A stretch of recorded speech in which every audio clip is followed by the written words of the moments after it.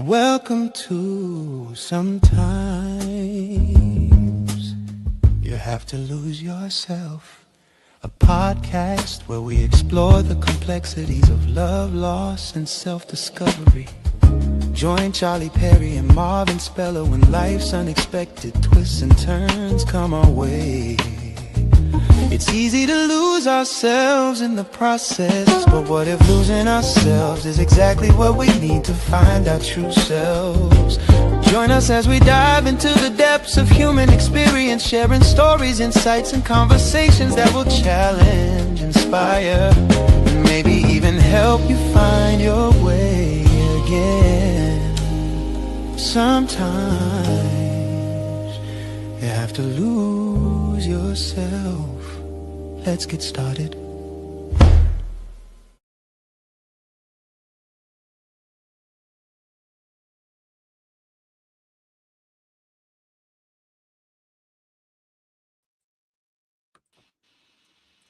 Hey, what's going on, people? I am so glad to be here on Sometimes You Have to Lose Yourself, along with my host, Marvin David Speller, the author of Unpacking Grief Shattered to Onward. Um, and I'm glad to be here, man. How you doing? Glad to be here too, my brother. It's Yeah, always good to break bread with you and share our best with everybody. I mean, why do we do this every week? It's never the same.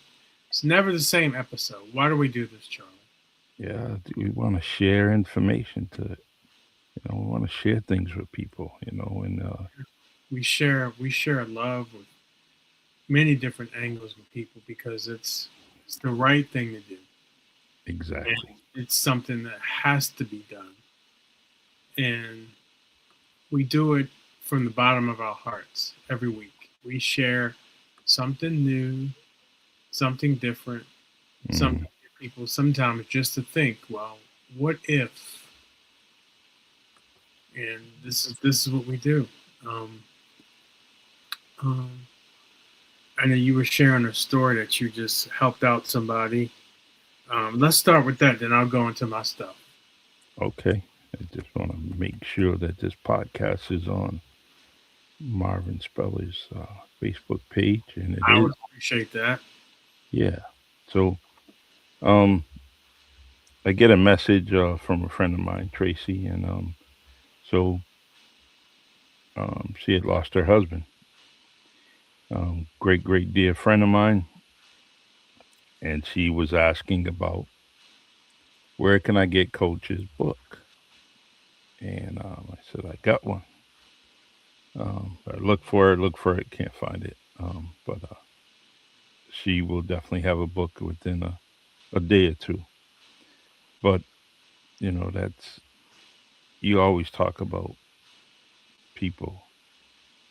They're looking, but they're listening, right? In silence, right? Believe it, quote unquote, maybe.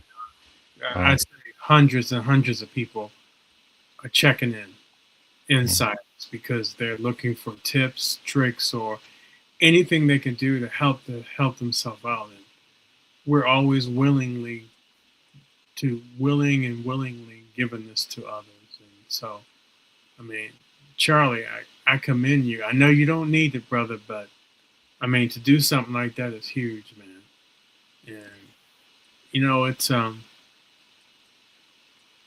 do so much. You do so much. I do so much that yes, I don't yes, you look do. for anything in return. Sometimes it just makes a difference in the lives of other people. That's what it's all about. Um, you asked me how I'm doing. I'm Hmm. doing okay. I was sharing something with a friend today, Yeah. and they were a little bit worried about me. I said, "Listen," I said, "I have this thing," and I said, "I'm going to read it to you." So Mm. I'll show you again. I'll show the viewing audience. You see that? 1 second. Let me That's my postcard. see. Yeah. Yep.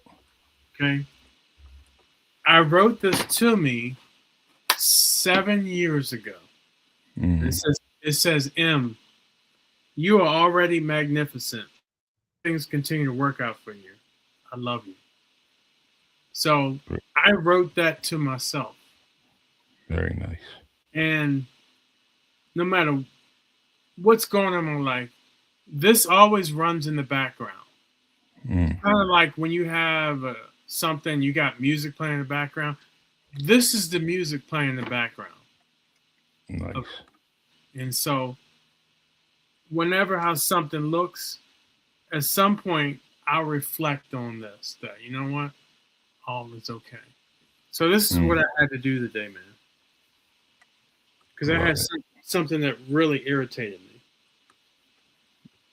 So, it's been a week, right? It's been that type of week. Yeah, and so I realized that, is it something that's real, or is it something I'm making up in my mind? I don't know. But all I know, the most important thing for me is how I feel on any given moment. And I know I've shared that to you and the viewing audience a million times. It's always, and this is something that's so important and critical, people. How you feel makes all the difference. Something can cool your nervous system down and all that. So, I wanted to share a video, and then I want to go into a lesson for today. Okay. Can you play it, my friend?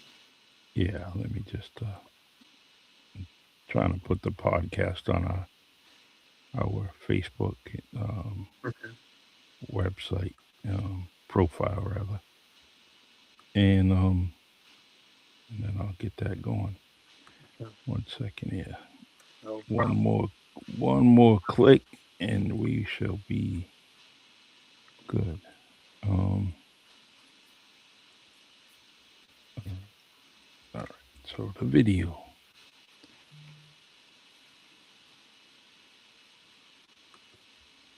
And add it to the stage.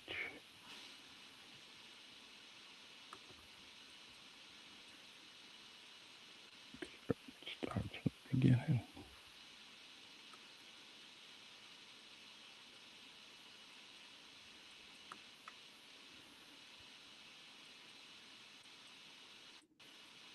My bros is a form of...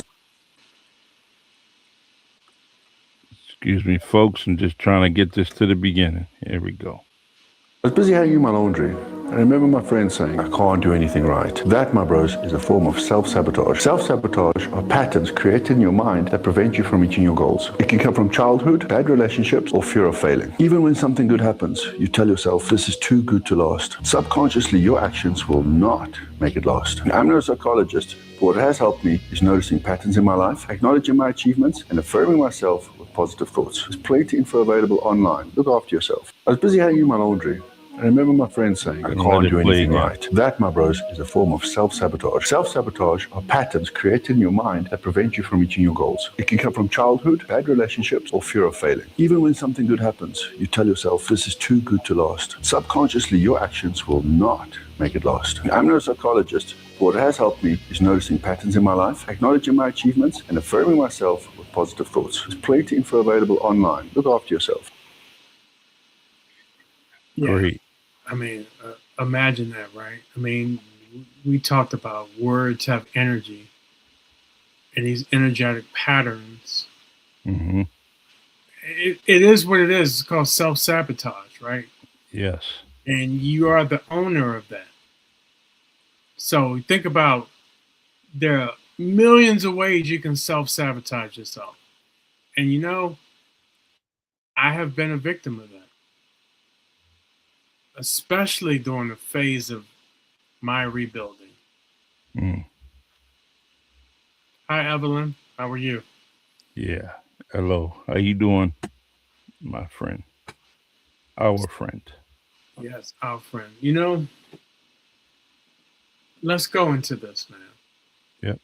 Self-sabotage. You think about it. You say all these things. And I think about some of the words I would say to myself. This is not going to happen. I suck at this. I suck at this. And For the audience, I've been mostly around the past 3 years. Mm-hmm. It's just so prevalent because you really start to believe when you say this stuff. But there is a way to offset it. And I want to kind of go into that today. So, really, what is self-sabotage? It really is you're building a kind of safety net around you. And self-sabotage is it's proof that you're not broken. You just have some things that you hold against yourself. Hmm. But you can break it. But a lot of times that safety net. Number one, name the pattern. So something is so you can like, okay, say you just say like something is wrong with me. Mm-hmm. You start to identify it as like, I'll pull back when things are not going well or things are not clear. Awareness is the key for step one. Name the pattern. There is a lot of psychologists will talk about name a pattern that you have. Like name something you're saying. Well, I suck at this. Name that pattern and name what are you doing. Mm-hmm. You first have to name the pattern. I hope that makes a lot of sense. Number two, what is this behavior teaching you or protecting you from? So you get to kind of like, okay, what is causing you to act this way? Mm. So one and two kind of bleed into each other. But number two really is like, what is the behavior protecting you from? Well, it could be protecting you from inaction. You think about it, you already talked yourself out. You already self-sabotage yourself by saying you suck at something. Yeah. And then what is it protecting you from? Think about that for a second, right? Number three, replace the old script. So the script could be like, okay, I'm not going to be good at this. Well, great at this, right? You know how some people say you talk yourself into something, you talk yourself out of it, but you can really talk yourself into it. Once you can identify and realize what it is you're doing. True. Right? So that's kind of, in layman's terms, kind of reframing that. So you can reframe it. So what you're really trying to do is replace the old inner script. Because when you go through a certain phase, you're just really replacing, in some ways, the old you with the new you. Mm-hmm. I can speak to that a lot because I'm at the new me, while I still have vestiges of the old me, which I realize are not that good. Mm-hmm. So you think about that. You're replacing with different type of talk. Because once you identify what it is, once you know what it is, you're saying things to yourself all day. We all have conversations with ourselves, whether it's audible or not. Yeah. Right? So, and you can replace where you're at with, I suck at something, like, I am enough, I'm okay. And then the last step, take small, aligned action. Mm. Small. And small builds you to momentum. Momentum is everything. Mm. Because you have to think about it. The energy we transform is momentum, not all at once. Yeah. Like if we say we want something to change, it starts with, first, what is it? Can I believe it change? And then taking the inspired action. So that's always the case, And you got to figure out, well, what is it, the small aligned action? Could it be more support, more boundaries? Could be your environment, all sorts of things. Once you figure out, well, what is my small aligned action? This is where you take action from that standpoint. You have multiple things you can do. Once you felt like, okay, my reframe is I'm okay, I'm amazing, and all these things. Well, you don't want to put yourself back in that environment that can bring those feelings back up. When you start to say these certain things. So that's the simple process. I just wanted to give that lesson to you all. Just a simple process. Really, 1, 2, 3. And pattern, identify it. Awareness is everything. Realize what is it doing? Is it protecting me? Is it keeping me safe, etc.? Is it keeping me from any type of inaction? That's the part of keeping yourself safe, is like, well, you don't want to do a damn thing because you know you're going to suck at it. Yeah. Right? It's that simple. So you start to turn that around because you've already identified how it's protecting you and what it is, and you get to reframe it, and then you take the inspired action. These are the ways to undo self-sabotage. And a lot of people, and I just want people to understand that, speed or progress doesn't have to be fast, right? The momentum could be built. Momentum could be done very slowly, but at least it's pushing you forward. Yes. And Heather, our good friend, says a lot of it's fear. And she mentions that in our studio chat because she's in the background. She's in the back room. I don't see any studio chat. Yeah, if I don't know why you're not there. It says 3 people. Yeah, off to the right. But it's all good. But Heather's with us, man. She's with us. Great. What's up, Heather? That's it. She's doing her thing. Yeah. So those things. And you think about what causes procrastination and inaction. Really is that fear bubbling up. Yeah. And what are you protecting yourself from? And think about it. A lot of stuff, that's the thing that causes us so much pain. When you think about it.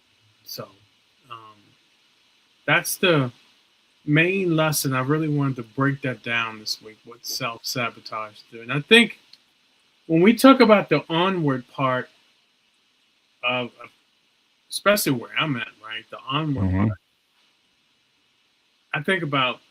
When I think about self-sabotage, it should probably have my name on it. Should probably wear that with a chain on it, self-sabotage. Because I think about, when I was feeling like I was building from ground zero. Yep. That was that. And a lot of people, when they go through trauma in their lives, they do a lot of self-sabotage. And you start to think, when I think about it, hell, I had to rebuild everything, right? Yes. And so I thought about that. Just like when I wrote my book, there was a ton of self-sabotage. Oh, it's not going to sell. It's not going to impact many. I mean, all sorts of just bullshit I'm saying in my head. I'm like, none of that matters. And you know what changed that?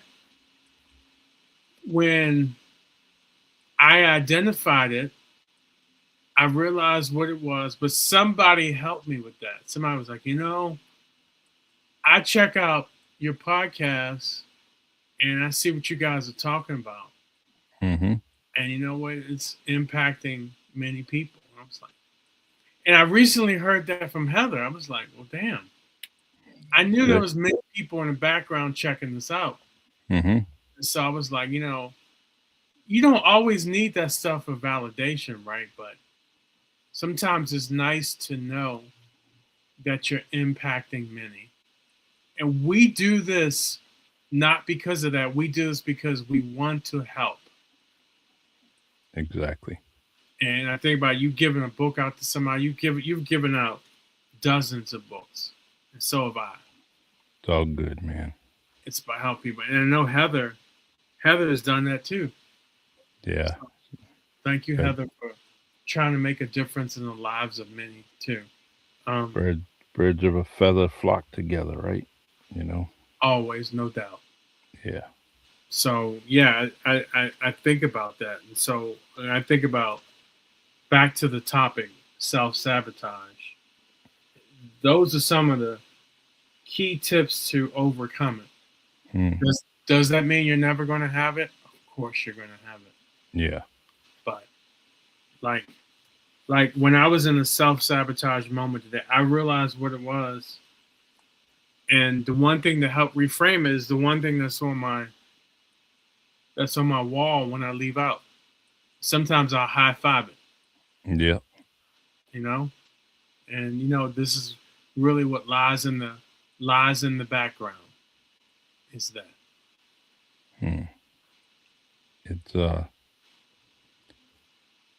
It's almost like a rally call before the game, man. You get that high five and start your day, you know. Or it's like a broken record. Yep. You know, the one thing I realized, and I've definitely realized through all the phases that I've been through, you know what? At the end of the day, I get this self-sabotage, and we're talking about ways to overcome it. I think sometimes the awareness piece is like, you know what? You know who the cavalry is? Like, who's the cavalry in your life, Charlie? I would say, you know, close family, you know, wife and kids. You got the wife, kids, and all that. And grandchildren, yep. Right. Some people are fortunate enough to have that. Yeah, exactly. Who do you think the cavalry is for me? I think the cavalry for you, you know, without a doubt, is mom, your mom. And is that cavalry or support? No, I say it's cavalry because you clearly said over the years that you know, she talked to you, spoke to you, and got you to move onward, you know, and yeah, she contributed big time to that. Yeah, because I mean, like I said, there are a lot of people who don't make it out of that. Just a lot of people don't, and you know, a lot of people can say, well, some people move forward and move on and all that stuff, and let me tell you all something. There are a lot of people who can't, because you're stuck in that perpetual loop. So the numbers are staggering, especially the older and older people get. So that's just a fact. And so I'll answer that question for you. I've had some great supporters along the way. Mm-hmm. By and large, the cavalry has been me. Okay. So that's good. When I realized that was the thing that ultimately, when you think that's true in everybody, right? Yeah, when you think about it with self-sabotage, when you self-sabotage yourself less, you realize, you know what? You're not going to let yourself down. You're going to be true to yourself. And that can show up in many different ways. Yeah. You show high regard, high respect for yourself. And then the boundaries around you is like, you don't allow that shit to happen to you, man. I mean, you think about it. When you have that, where you're not going to let yourself down, you enable these certain boundaries around you, which matter for everything, man. Charlie, you were ex-cop, but I'm sure before you were a cop, you wouldn't let anybody disrespect you. No. That's what I'm saying. You gotta, and sometimes that's a form of self-love. Yeah. What is self-love? Excuse me. What does self-love look like? Only you get to define that. Yeah. And you really got to be sure. You got to be critically sure of what that is. And Let me add to that for a second. Heather says that self-sabotage is fear of the unknown and fear of the failure. She also adds that I'm fearing of being a life coach because I don't want to fail. Of course, that's self-sabotage. Yeah.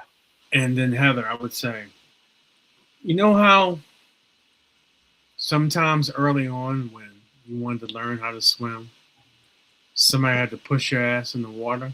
Yep. I'm not saying to that extreme. Well, my dad did that to me, pushed me right in the water. Sometimes you just got to get moving. Mm-hmm. And Yeah. that's a level of accountability. You got to get moving.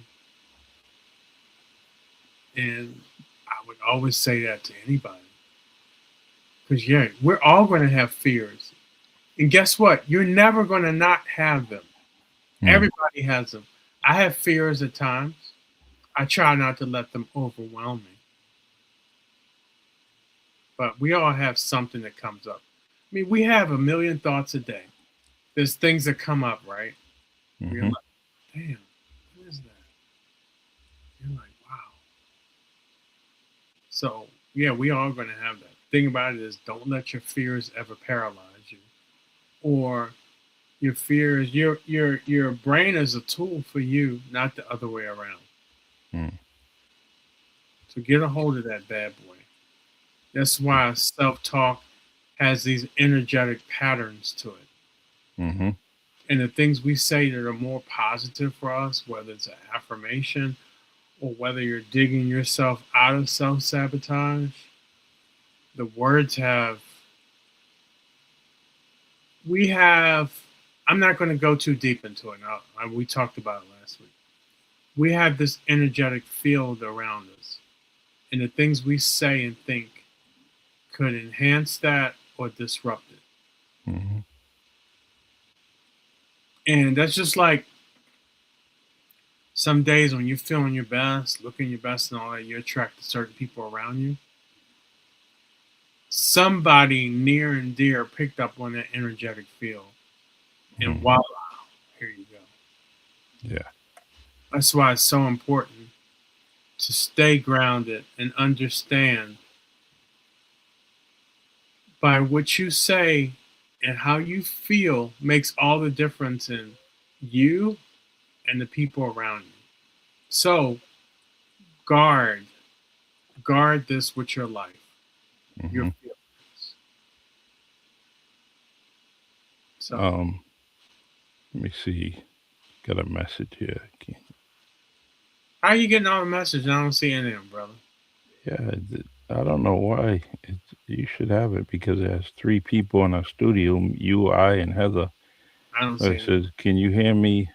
I have unmuted, but I don't think you can hear me. All right, wait. We're going to bring it to the studio. Okay with you?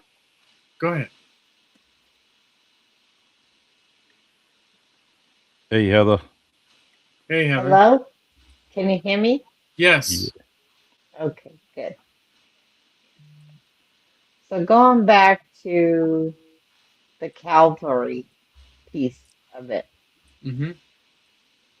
Your Calvary is only, in my opinion, Calvary is those people who show up for you, Of course. right? And yes, we can all have friends and associates, Mm-hmm. but I'm talking about those people who are there for you no matter what, day in, day out, good days, bad days, and then bouncing to the piece about, fear. My fear with being a life coach. It's the fear of the unknown. Mm. Exactly. That's what it is. It's the fear of the It's unknown. the fear of the unknown. And I think a lot of it with people is, am I gonna fail? Of course. Right? Because we all Yeah. want to succeed. So you know what the fear is an acronym. False evidence appearing real. Hmm. And that by and large what it is, right? Um Mm. like I have never been anybody who says they have come to grips with all their fears. Hmm. I have a bunch of them because they popped up over the past several years. And I want to go back to you said about Calvary, but the thing about Calvary, I think there's a difference between supporters no matter what and then a Calvary. Because I think the Calvary Hmm. by and large is it's great to have, but I don't ultimately the only person you can depend on is yourself. And I'm not saying that to be cruel and harsh, but that I is don't think it's that cruel at all. I yeah, think that's reality. it is reality. Yeah, because a cavalry kind of goes to the rescue or the support Hmm. on command. Hmm. Because sometimes you can't. You try to have someone, hey, get over here right now. I need you.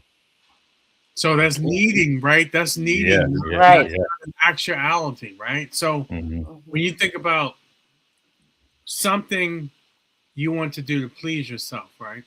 Mm. Hmm. You're ultimately responsible for that, Yeah, no doubt. And yeah. like I said, Because that's been my story at least the past 3 years. Our cavalry, first and foremost, is ourselves. We yeah, have to be the So cavalry true, true, absolutely, true. no doubt. because that's what we can depend on, right? We're in control of what we do. Yeah. And we were talking about fear for a second, right? Hmm. Actually, Um, this is a great comment right there. It's probably going to lead to what you're saying. And Anthony says, my fears are from my experience.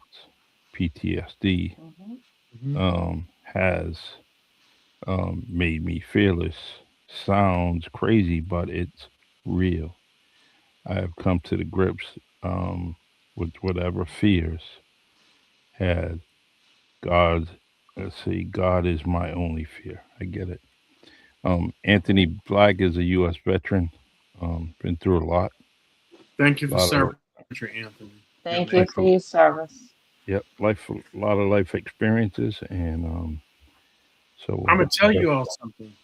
hmm Just like me getting through the onward phase of my life, yeah, and I will tell you, me writing the book, I had to go into a dark ass deep place inside of me in mm, order to write that book. And I yeah, shared that with you, Charlie, early on. yes, And so that place was fearful.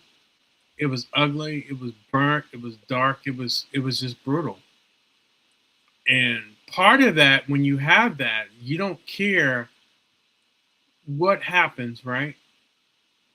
And so I did that because I heard all these things about, well, you should think about this, and I heard millions of responses from people going through grief, what you should do and what you shouldn't do, right? And so I hmm had to go to a place that didn't really care about almost anything mm, and bring that up and bring that, that's why I said unpacking grief, shattered to onward. You know, that statement has a lot of meaning to it. mm, Remember, um, the 100 pages in the book and 7 chapters have a meaning to it. It's just yeah, not happenstance. I mean, everything I do is very intentional. And so, yeah, so I mean, fear and anger and pissed off and all sorts of stuff. Sometimes you have to dance with that part of you. Yeah. And sometimes it gets stuff done. You know? So that's kind of where I was at, my brother.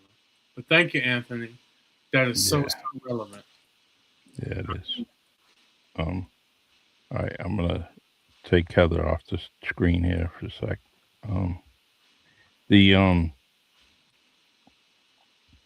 I like the fact that we have that interaction. You know, we always talk about people coming on and mentioning about, you know, hey, invite me. I have something to say. You know, and I'm glad that, you know, Heather was in the studio to actually do that, and she's Yeah, able. I'm grateful what other people have, because it's like it's a collective experience.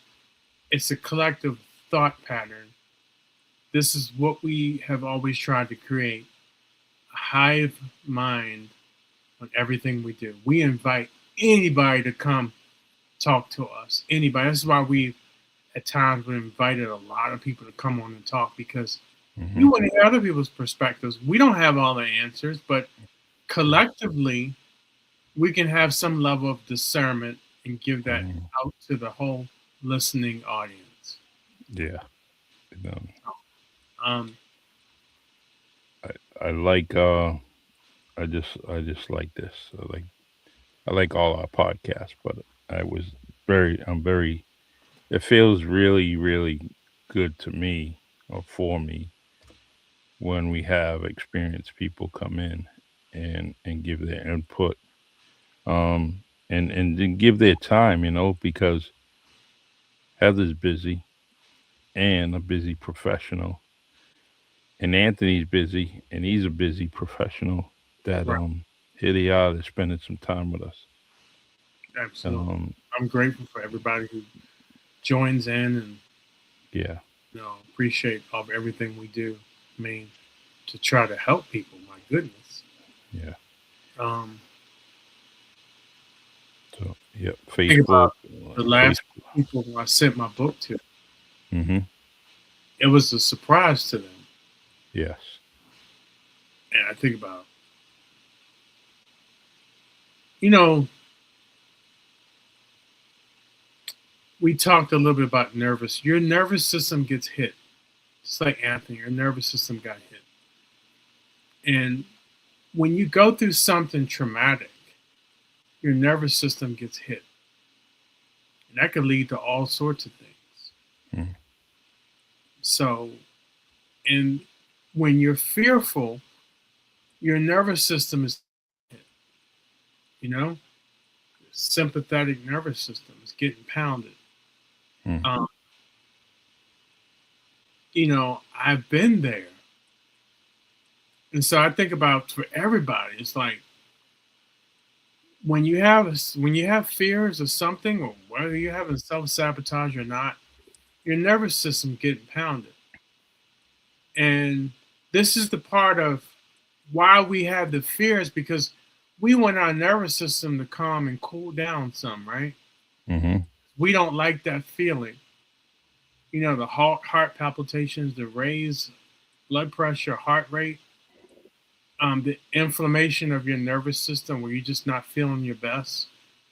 These are all the physical things that happen to us when our nervous system is activated. Yeah. Because of all the fears of self-sabotage or other things, or just trauma in our lives. And that's not a good feeling. No, it isn't. I mean, think about it. Charlie, one day, say you weren't married to your wife. Could I be married to Alicia Keys?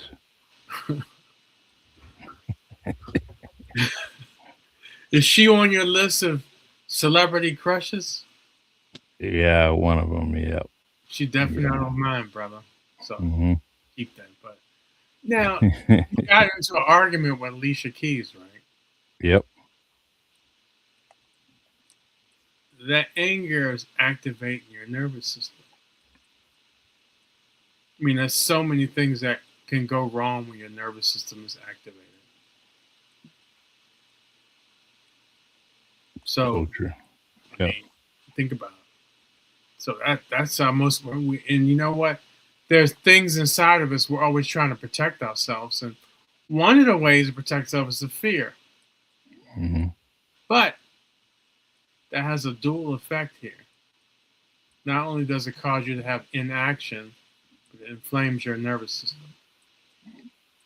So, you know, next week we're gonna go into P84 because I've come up with some really nice stuff where all the things we do and all that. I was reading something today and they were saying one of the top 3 reasons why we go to our doctors is because of our gut. Mm-hmm. And it's become more and more and more as we live in an environment, right, where we're getting bombarded. That's that. And see, we talked about being bombarded from self-sabotage. We're constantly being bombarded. Yeah. So we'll go into that big time next week. But So you don't want me to say my message about gut health? You want me to wait? let's wait. We'll talk about it. If you want to go into it, and we'll go into it more next week. But I'll pull. Remember, I told you what I like to do. I like to pull 3 cards. Yep. I'm gonna read them to you. Something that made you laugh out loud, either today or this week. Today was um, we had to drop off. I have a nurse on my bus, so we had to drop her off. Thank you, Anthony. Yeah, thank you. Well done on your part, always, brother. The so we had to drop him off, right? Mm-hmm. And it was near the bus terminal, the bus um, parking lot where I work. We dropped the nurse off. He's still on the bus. We still got to bring him home. So as we approach along the side of the parking lot, he says, "The bus kingdom," Mm-hmm. because of all the buses, and but it was kind of cool. So I said I would use it, right? I would use it. Anthony Black says Dave Chappelle made him laugh today. Yeah, I love to hear that. I love to hear from everybody. I mean, Yeah. I love that. Anything else made you laugh out loud? Let's see. That was kind of How about eating that donut? no donuts today, man. None at all. All right. Just You know what? nice. You know Mm-hmm. what? I haven't had a good laugh today. That may have been my first laugh today, which is sad. Oh yeah. That's sad. I mean, I even got my coach name, Coach M100, right? Yeah. Because Yeah. it's important. That's something that calms your nervous system down. Laugh more. Enjoyment calms that thing down. And breathing, people. And sometimes, here's one thing that can calm your nervous system down really fast. Take 3 deep breaths in. Do it, let it out 3 times. And then the next set of 3, breathe it in and let it out in 7 seconds. Do that and do that again. And that'll calm your nervous system down big time. So breathe in, breathe out, breathe in, breathe out. And the next one, breathe in, breathe it out slowly, 7 seconds. Do it again, breathe in, maybe 3 seconds and out 7 seconds. And then breathe in 3, out 7. And do that same set again. Your nervous system will start to ease down. So you can do things along the way. If you can't get it that quick enough, then do that. That's going to help you out. Yeah. That's a tip and trick. All right, here's the next one, Charlie. Yep. So again, I haven't had enough laughs today. There's a problem with that. I'm not in the right environment. Hmm. So something you take for granted. Hmm.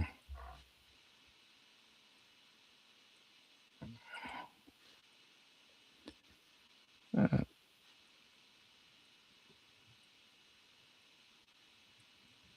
hmm.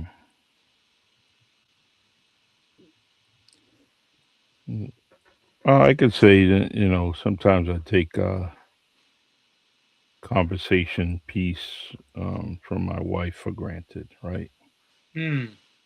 Kind of, got to give it some more value, right?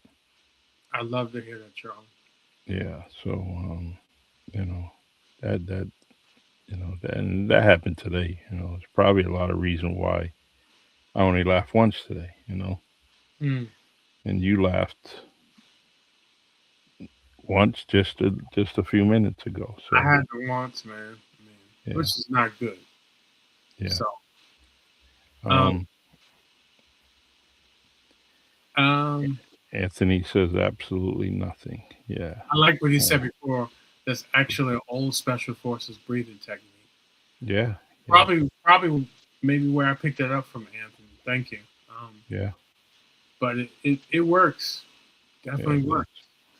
Hmm. Um, so something I take for granted. I would say all the relationships I have,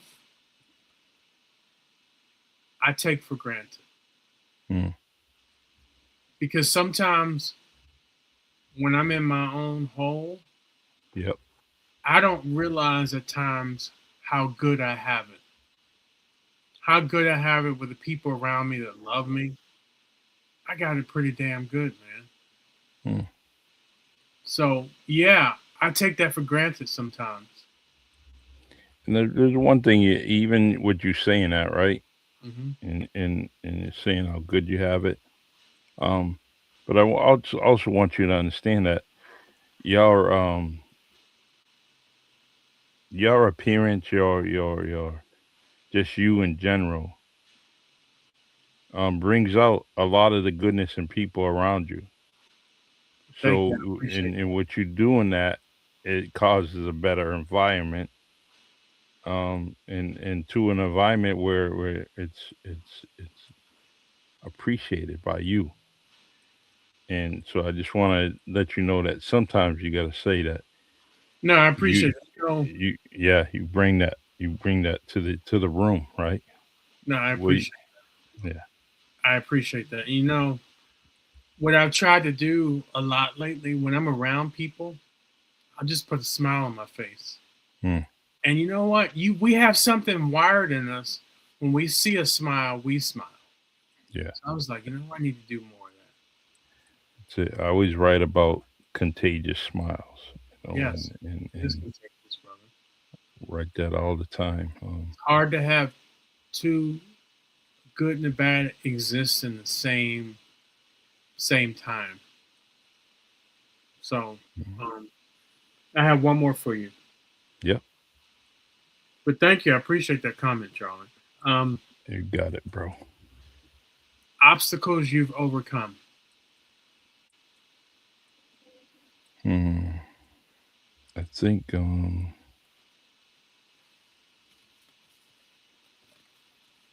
don't know of any right now. Um, I mean, I've been an obstacle myself. Talk about sabotage of the body. I've been sabotaging my own head sometimes.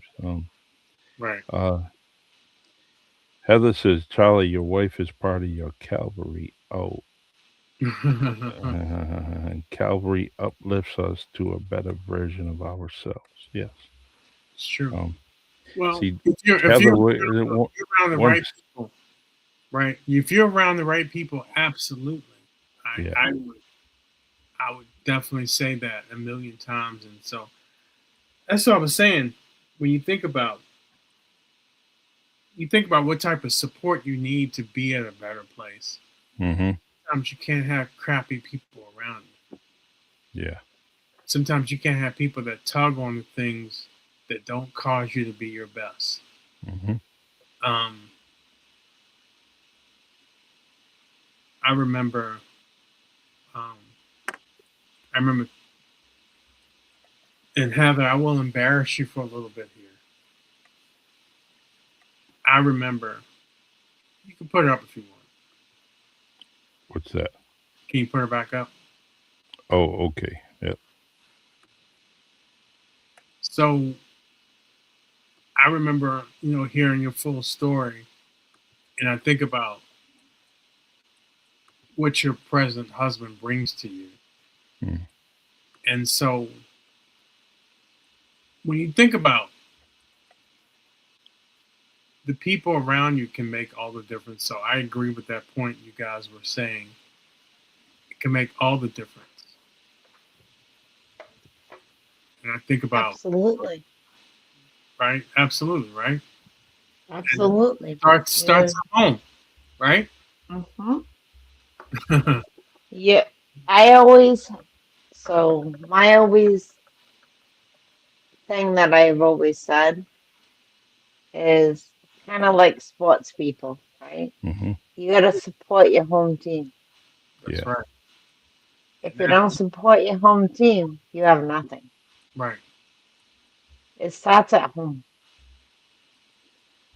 Right. And you got to be around people that, I think you bring out the Yeah, of best in you, but you got to be around people that support that journey with you.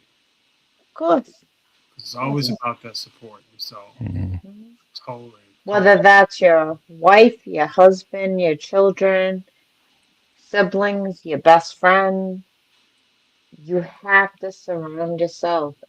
But I think sometimes we lose sight of those biggest cheerleaders. Right. Mm. Yep. Sometimes our biggest cheerleaders are our spouses, That's true. our siblings, our kids. That's Look true. at Charlie. It Yep. sounds to me like Charlie's wife is his biggest supporter. Yeah, I Yeah. would She's I would She's second that. I would definitely second that. she's cheering him on like that's his Calvary. She is driving him home, man. Like, Right. yep. you know, Until she's yeah. you gotta give credit where credit's due, and I think sometimes when we're on this journey, we overlook the immediate people who are our supporters, our Calvary.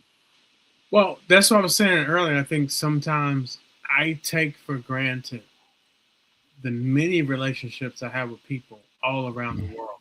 Mm-hmm. And sometimes when I'm feeling lonely and I may not have that, I can just reach out and touch that. I think sometimes I take that for granted. Yeah. Because sometimes it's not where you're at right then and there. Right. So I think that may cause some apathy on my part. Hmm. So I think about that. Yeah. But with that, I should be more grateful at times because I have the support that I love. I just love it, and I love the Charlie. I love the impact we're making on the masses of people because it means a lot. Yeah.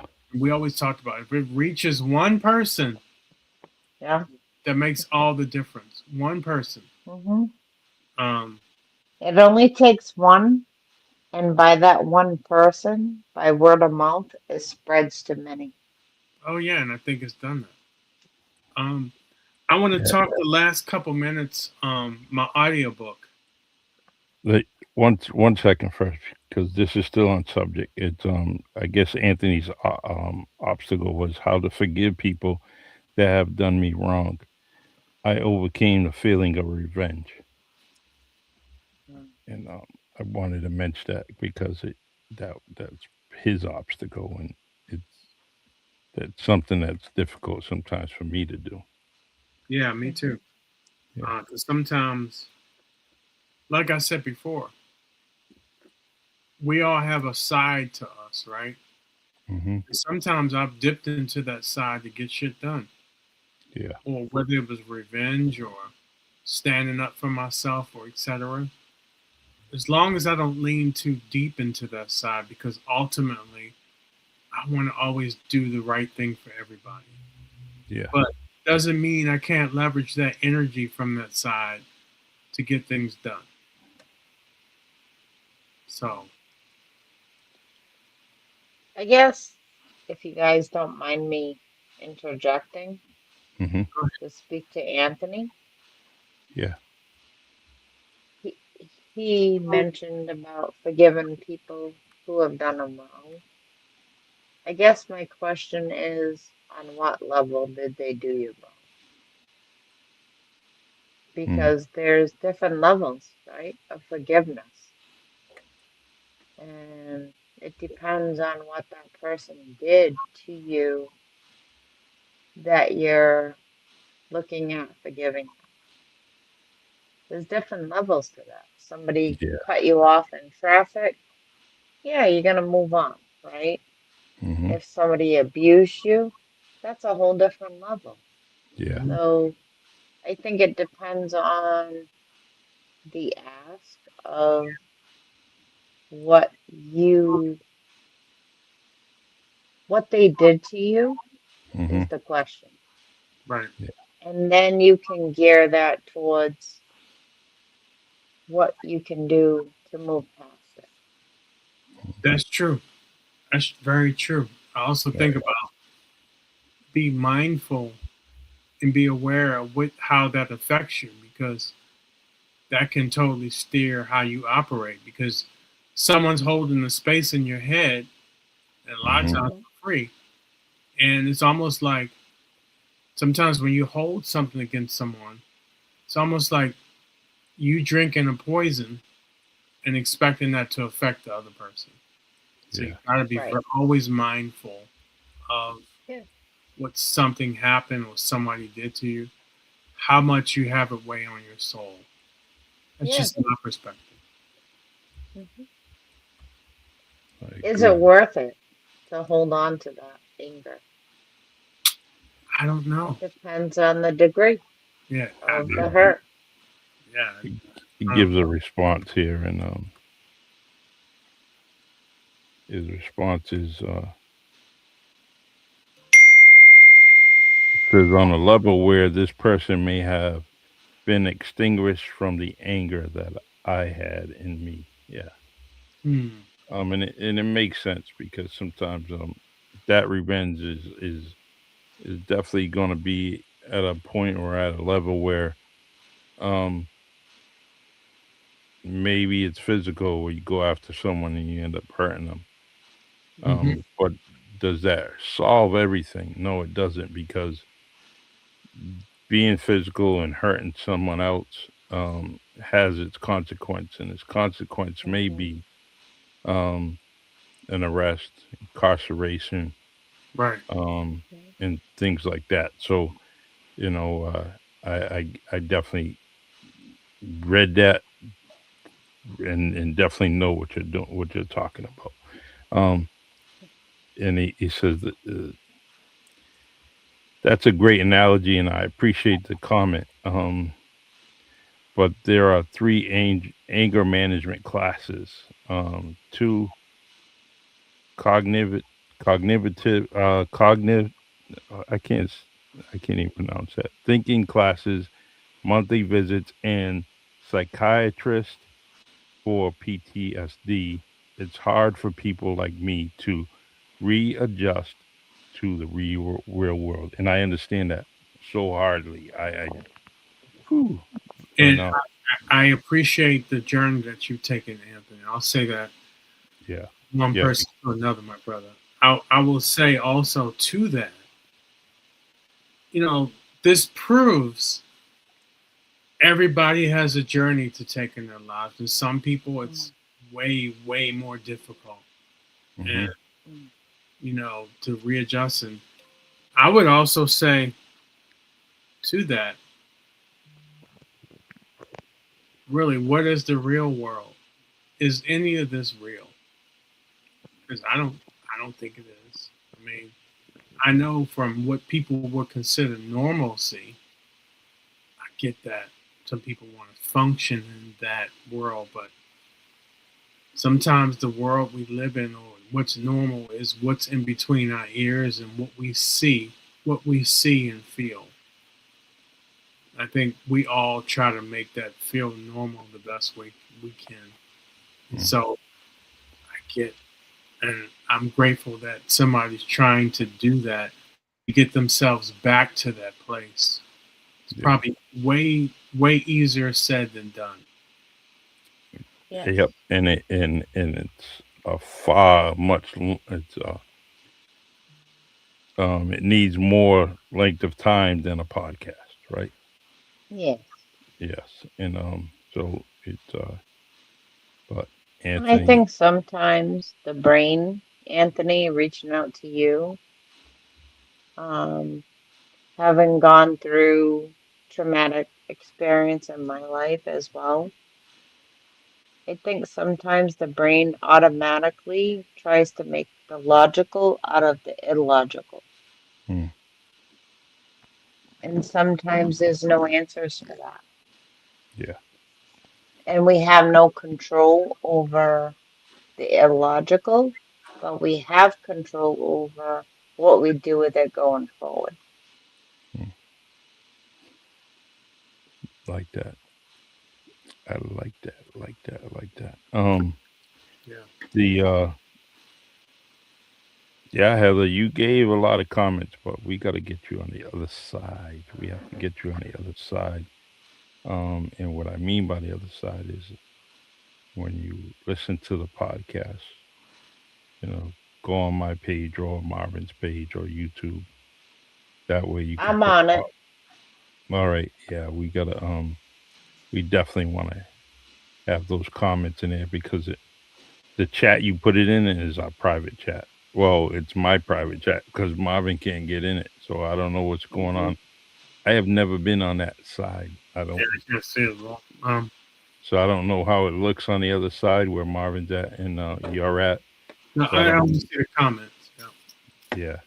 So, Um.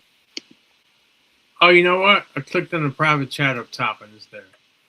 See that? Oh Um, man, so I wasn't paying attention. that's it. So, well, there you go. It's my second laugh of the day. Um, Hmm. so, um, so yeah, we'll go into things that help people that can affect all this. That P84 that we're going to Hmm. go into deep next week, man. That's Yeah. one of the things that we're going to go in deep on next week. So we're going to go back to talk about more things you can do to help yourself because you have to do it. You have to do things to help yourself. It's not going to magically just happen. Yeah. Um. Anthony, we love you. Thanks for the support. Thanks for joining us. Thanks for your intellect and good luck on it at the station with your show. And I'll talk to you later. Remember, you need me, give me a holler. Hmm. And vice Very nice. versa. I'm here to Yeah, support you as well. yeah, Um, thank you, Heather. You also.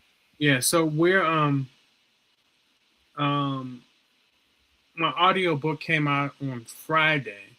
So get yourself a copy of that. It's voiced in my own voice, no AI voice, and I added 5 extra chapters in that to help Hmm. people out. So you It all will really appreciate sounds that. great, everyone. You got to get it. It's Have you listened to the whole thing, Charlie? no, no, I didn't. Okay. Almost there. Okay. Um, like I said, And we can get that through Amazon, Marvin. No, he's got it running down the bottom. It's on Gumroad. Can you put it up, Charlie? I put it. Um, You got it running down the bottom, but can you put it up on mm, let me Because I want to get that. hold on. Let me do this. All right, let's go here and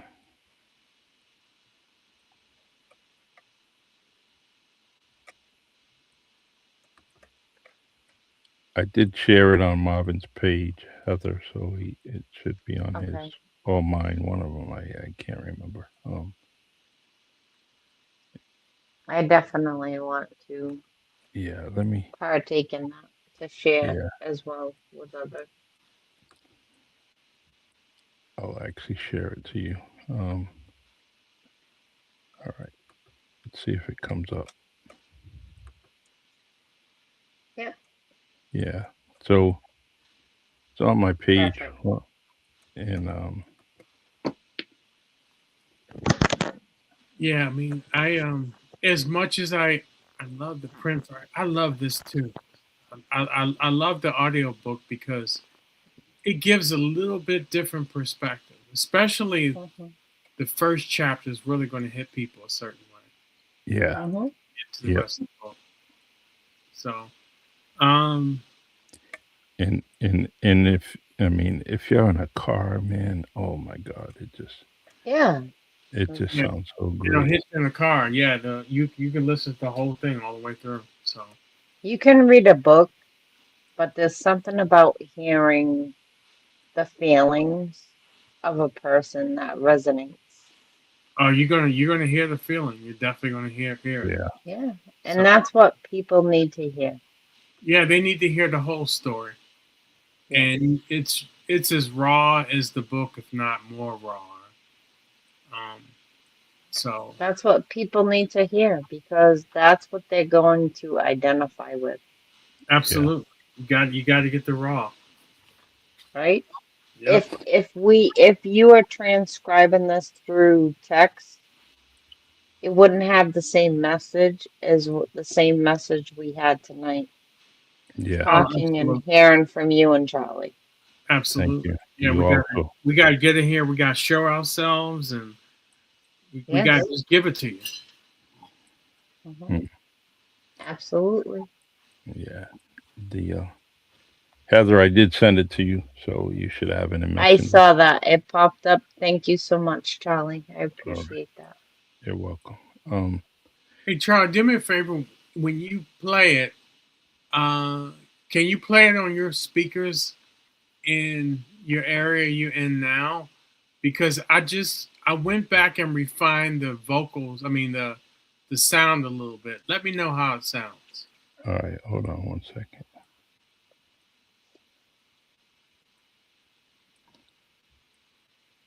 You know what? If we have a little bit of time, you could play. If you can, play chapter one. Yeah. Yeah. It's Uh, only like 3 or 4 minutes. yep. Hold Yeah. on one Play it. second. Okay, Hold on Charlie, one can you please play it, brother? second. Yep. Okay. Because we No text. pressure. Yeah, we text each other like high school friends. Let me see. Let me make sure. No pressure, Charlie. Yeah, yeah. So, all right. Let's see. Gotta make sure I'm on the right one here. All right. And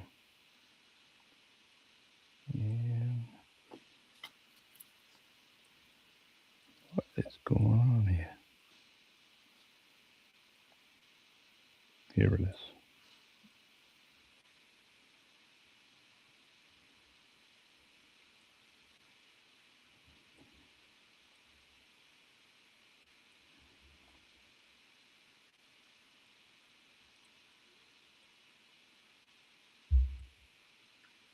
The American Phoenix. Kristen Perry Speller is an exceptional Cape Verdean woman. Her heritage rooted in the beautiful archipelago of Cape Verde off the coast of West Africa. The Cape Verdean community is vibrant, known for its culture, resilience, music, and a tight-knit family bonds. In my humble opinion, it is the most beautiful culture anywhere.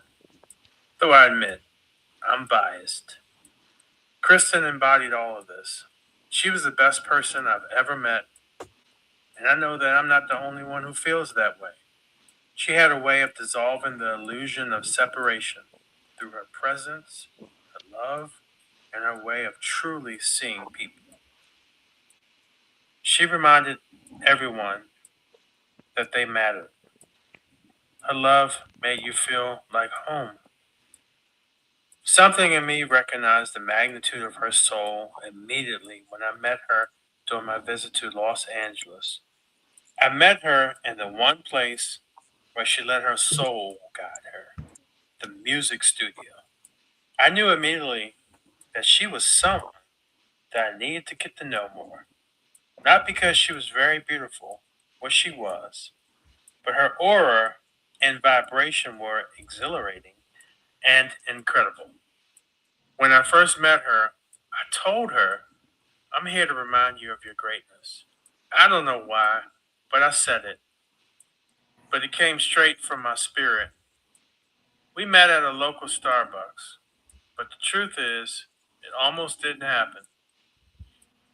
I had asked her out for drinks, a rare move for me, since I never liked being told no. Rejection? Who likes that? But I had to ask her out. Something to me said that this was different. She gently smiled and told me she didn't drink. Her favorite drink is Shirley Temple. Classic and sweet, just like her. So we chose Starbucks instead. We sat down, looked at each other, and almost in perfect sync, we both asked each other, Are you hungry? That spark, that shared moment of instinct, set the tone for everything that would follow. We spotted an Argentinian restaurant across the street and made our way there. The food, incredible. But what really filled us that day was the conversation. We talked for hours. I told her that I was in the process of opening a battered women's shelter. Her eyes widened and she leaned in. She told me her story, one filled with unimaginable pain, but also with resilience and grace. I had no idea she was a survivor of domestic violence. That moment shifted everything. The air between us thickened with meaning, and the vibrational closeness between us deepened. Her courage moved me. Our souls were talking. That night, something unspoken was planned between us. A trust, a reverence, a knowing, and it would grow into a love that transformed us both forever. When the night ended, I knew I had to travel back to Charlotte in a few days. While she remained in Los Angeles, I walked her to her car and drove off, wondering when I'd see or hear from her again. But fate had other plans. We talked every single day after that night. We opened up about everything, our similarities, our fears, our past heartbreaks. I was recovering from a devastating relationship. She was living in hiding from her ex husband. And yet, in each other, we found refuge. Before we ever said the words, I love you, we had already shared our entire hearts. Can you believe I fell in love over the phone? Our connection grew stronger with every conversation. Then fate stepped in again. I had another conference in Los Angeles. That trip aligned perfectly with her need to move into a new apartment. So I attended my event and helped her step out of hiding into a new chapter. We spent quality time together that week, laughing, loving, dreaming. Our bond had matured into something neither of us could deny. On my last day before flying back, we had lunch again, just the two of us. We spoke about our future, our potential, our hearts. Kristen dropped me off at the airport and she cried like I never witnessed before. She had so much genuine burning desire for me, and I am witnessing this in real time. As I boarded my flight, I knew our connection wasn't just emotional, it was forever. The next day we talked again, and something in both of our voices had shifted. We knew We talked seriously about me moving over into Los Angeles. And just 2 months later, I did. I left Charlotte, began a new phase of my life with the woman of my dreams. That decision, moving to Los Angeles, choosing love, building something with Kristen, was the best one I ever made. Over the next 12 years and 9 months, we created a life that was more than beautiful. It was divine. And it all started with a conversation, one meal, one chance of something real. She was the echo of generations of women who carried fire and grace. Her presence could fill a room without a word. Her spirit arrived before she did, even before that beautiful face and lovely smile. She filled the void in my life, not only as a partner, but an incredible mother figure. Her nurturing heart extended far beyond tradition. She stepped into a role of unconditional love, always putting family at the center of our lives. She loved me beyond measure. She often told people that her greatest accomplishment in life was her love for me. She serenaded me countless times with her voice, angelic and intentional. She honored me daily through her actions, her words, and her unwavering presence. Her love and dedication will stand for many generations. She grew up in the Silver City, Taunton, Massachusetts. Kristen always had a deep, unwavering love for her hometown. Several of her songs were dedicated to the city she cherished so much. One of her greatest honors was being presented with the key to the city by the mayor of Taunton, something she'd always dreamed of. I am grateful I had the courage to ask the mayor to gift it to her. At that time, I didn't know it was one of her dreams, but we were so intuitively aligned. There are no coincidences. It was important to honor the most remarkable person I ever met.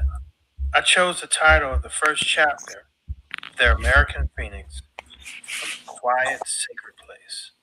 What I didn't know then, when Kristen first received her diagnosis, she had chosen the exact same name. Once again, there are no coincidences. We spent many years together helping the less fortunate in the city of Los Angeles, from survivors of domestic violence to the unhoused communities. We poured our hearts into the people we serve. Kristen's compassion knew no limits. For her work and heart, she was honored with the Betty Fisher Award by Haven Hills and a Congressional Award from Congressman Sherman. Born to Leo and Barbara Perry, and sister to Jill and Angela, Kristen and her sisters shared a sacred bond, rooted in laughter, trust, and deep love. Her mother's best friend, Jody Almeida, filled the role of mother too since Kristen's preschool years. My mother, Gloria Speller, became her mom number two. Kristen's extended family loved her deeply, and she loved them just as fiercely. She carried the rhythm and grace of West African culture, a gift I was honored to be welcomed into. Kristen had many close friends, the Five Tribe Plus, and others in Arizona and Florida who meant the world to her. She loved deeply, lived fully, gave selfishly. She had a magnetic personality and a heart that would carry nations. Her life was not without pain. She lived under massive scrutiny and wrestled with judgment. But through it all, she stood tall. Our music community has shown up in powerful ways during her life and after her transition. The tributes, support, and love has been nothing short of miraculous. Her voice touched hearts. Her spirit still does. She was an accomplished musician, on the Grammy ballot 8 times. One of our proudest moments was seeing both of our names displayed at the Grand Ole Opry during the Josie Music Awards in Nashville. That moment was legacy in motion.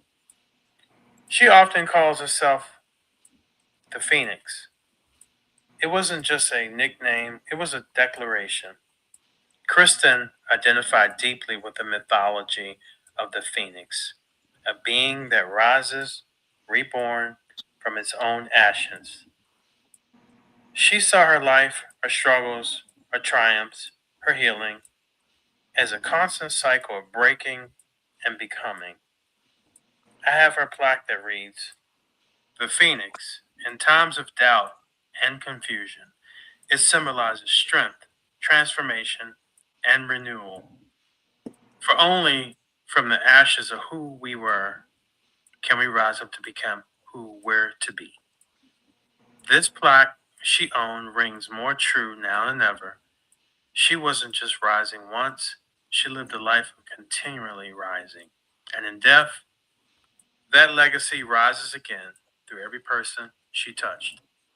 Her song, Phoenix Rising Up, won the Jury Award at the Global Peace Song Awards, not just because of how it sounded, but because of the spirit it carried. That anthem will outlive us all. Even after her passing, she continues to guide me. I still hear her voice through dreams, through whispers, through stillness. She told me personally to write, to take care of myself, to move forward. We met in the studio in Los Angeles. I was there for business. She was there for magic. From that moment, our lives were never the same. We began long distance. She'd call just to say something beautiful. I'd fly out just to see her face. Her love wasn't casual, it was sacred. Kristen called herself my helpmate, not only in the traditional sense, but in a spiritual one. We built a life together. We didn't complete each other, we complemented each other. We saw what the other could not. Our wedding was unforgettable. Surrounded by family and friends, drenched in divine love, it was alignment in its purest sense. I remember thinking, this is what truth feels like. She knew I didn't want a traditional wedding. I only ever asked for one thing, to be lovable. And she made it feel that way every single day. Her final year was filled with courage. She battled cancer with a grace that shook me. But she never wanted to be defined by her illness. She wanted to be remembered by her impact. And that is why this chapter exists. Kristen wasn't just a person. She was a force, an opening, a bridge between worlds. And she still is. Her greatness echoes through every page of this book. She is the embodiment of divine feminine, soft yet strong, radiant yet grounded, loving yet fierce. And when she left, a part of me went with her. But what remains is her fire, her vow, her story. Let's begin.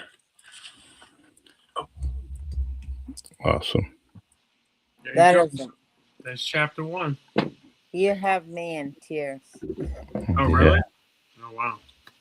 Because that is everything that I remember my childhood BFF as. Fierce, loving, unconditional, non-judgmental. Kristen never judged anybody. Yep. She accepted everybody as they were. Best person I ever met. And looked at the best qualities of each person. even when society looked at them as a throwaway. Yep. Hmm. She never did. Yep. I always, I told Marvin this a few days ago that this audiobook is perfect because he's the one person that can Absolutely. describe his wife, my cousin, your friend, Yes. um, the best. And Yep. there's everyone else can try. They can try. I can write a poem about her and be very sincere and deep about it. But nothing comes out more descriptive, more um, soulful when Marvin Speller talks about Kristen Speller.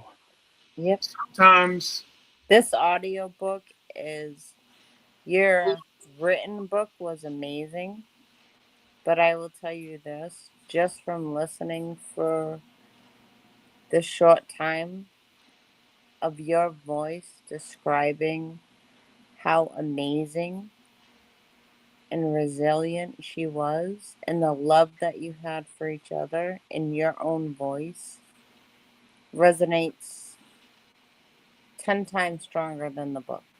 Hmm. thank you.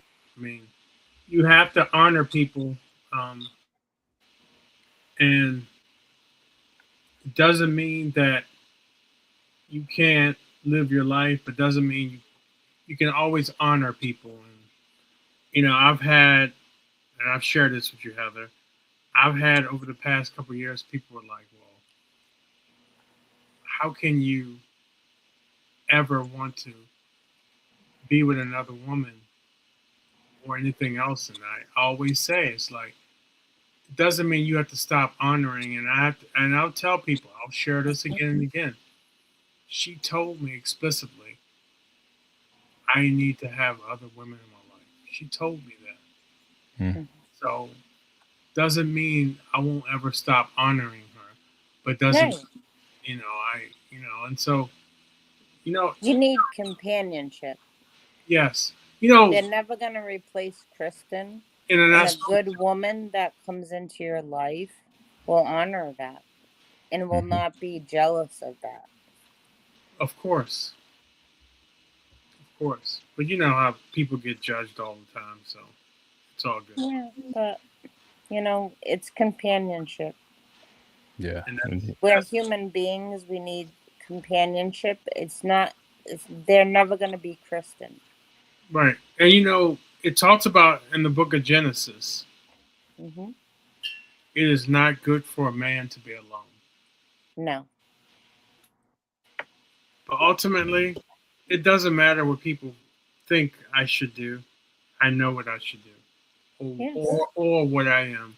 I get to define that better than anybody. Hmm. Hmm. And when you meet the right woman, a good woman who values the book of God, will never be jealous of Kristen.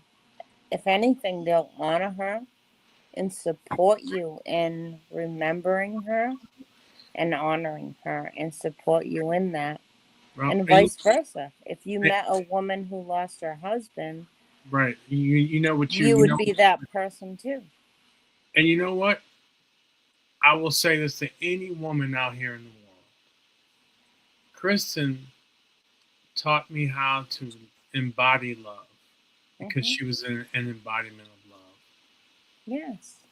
Hmm. So, I mean, that was the many gifts that she gave was that one. So, Yeah. you know, you hope that resonates with the whole world. And Kristen didn't want you to be alone. Never. That wasn't who she was. No, she told me that. So if anybody judges you for finding that companion, then shame on them. Well, I don't really care. I mean, I've been judged so much the past 3 years. It started when you're trying to get something that can help to save her.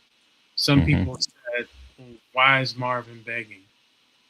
Hmm. And I won't say who, well, at least right now, but I've been fully insulted by that. So Yeah. I would always tell anybody, when your significant other gets an illness, you would do whatever it takes to try to save them.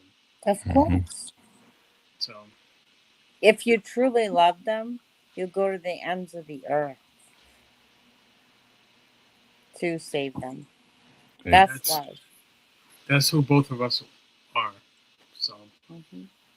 but all right. Exactly. Well, I'm glad you enjoyed it, Heather. I'm glad you enjoyed that chapter. I sent that to a bunch of people too, chapter 1. So Yes. Thank you so much for sharing. thank you, Charlie. Yeah. Thank you, Heather. Thank you. And let's get to marketing this audiobook Yes, as much as absolutely. possible. So, but yeah, thank you, and look forward to next week. We will. Okay, Uncle Charlie. We'll go into Yeah. we'll go All into right. Can P84. I call you Uncle Charlie too? Yeah, you can. Yep, I'll take it. Yeah, I've, we'll go I've, into I've been an P84. uncle a long time. Anything else you want to go into on that, brother? Well, Thank you so we much for letting me be part of this journey. I'm yeah, glad you're here. yeah. I'm glad you're here too. I'm glad I met someone that's so close to me, and it took this long to meet you. And everyone has a path into my life and their lives, and That's right. but I'm Everything glad. happens for a reason. There are Yeah, no coincidences. that's Nope. right. So, All right, everyone. okay. Thank you, everyone on Facebook, LinkedIn, and YouTube. Thank you for joining us. Please like and subscribe to both YouTube channels. Being sometimes you have to lose yourself, and the Really Charlie podcast. It really goes a long way. If you're on LinkedIn, I truly, truly appreciate you. I've seen the numbers on LinkedIn go up, and that means that people are listening, and They I are. really, truly love it. All right, Marvin, be good, and I'm gonna go hang out downstairs. And Heather, call me anytime. Like you Thank you. said, we gotta meet up for coffee, and We definitely do. we'll All do right. that soon. All right, take care, everyone. I'll be Have there a sometime this summer. Well, Yeah, whenever you arrive, you let us know. Absolutely. yeah, yeah. Absolutely. Can't wait. Yes. I'm gonna feed you a box of Cheerios. No food for you. I love Cheerios. Yeah. Well, he's he's taking too long. He's getting no seafood, man. I Ah, gotta get that food, man. Yeah, we'll take care of you, man. All right, All brother. right, everyone. God bless. Take care yes. God and have bless a and nice. have a great week. Yes, you also. Take care. Okay. Bye.